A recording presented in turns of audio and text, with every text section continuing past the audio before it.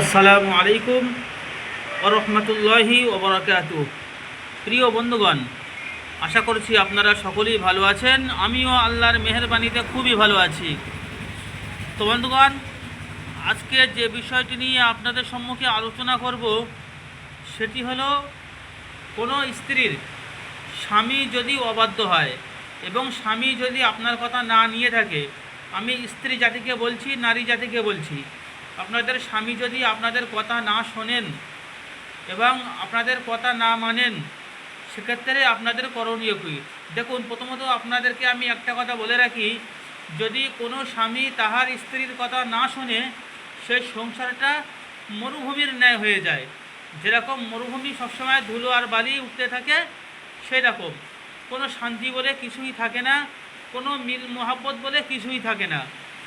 সুতরাং যদি আপনাদের স্বামী আপনাদের কথা না শুনে চলে, সেক্ষেত্রে আপনাদের করণীয় কি? আপনারা কি করলে আপনাদের স্বামী আপনাদের কথা শুনবে? আপনারা কোন কাজ করলে স্বামী আপনাদের বাধ্য হবে?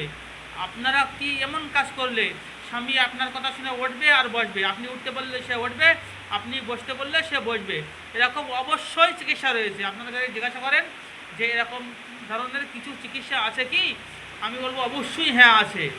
তবে যে নিয়মটুকু আজকে আপনাদেরকে বলবো, সেটি আপনাদের কিন্তু সুন্দরভাবে ফলো করতে হবে। দেখুন, এখানে বইতে লেখা রয়েছে যে স্বামীকে বাধ্য করার তদবির, অর্থাৎ যদি আপনার অবাধ্য হয় আপনার স্বামী, সেক্ষেত্রে স্বামীকে আপনি কিভাবে বাধ্য করবেন। দেখুন, স্বামী অবাধ্য হইলে নিম্নলিখিত তাবিজটি লিখিয়া স্ত্রীর হাতে বাঁধিবে। অর্থাৎ এই তাবিজটি লিখে স্ত্রীর হাতে বাঁধিবে। অর্থাৎ আপনার স্বামী যদি আপনার কথা না শোনে, সেক্ষেত্রে আপনাকে এই তাবিজটুকু করতে হবে। দেখুন, এখানে লেখা রয়েছে আরবি হরফ, অর্থাৎ অক্ষর, অক্ষরকে হরফ বলে। তো এখানে বেশ কিছু আরবি হরফ আর আরবি সংখ্যা লেখা রয়েছে।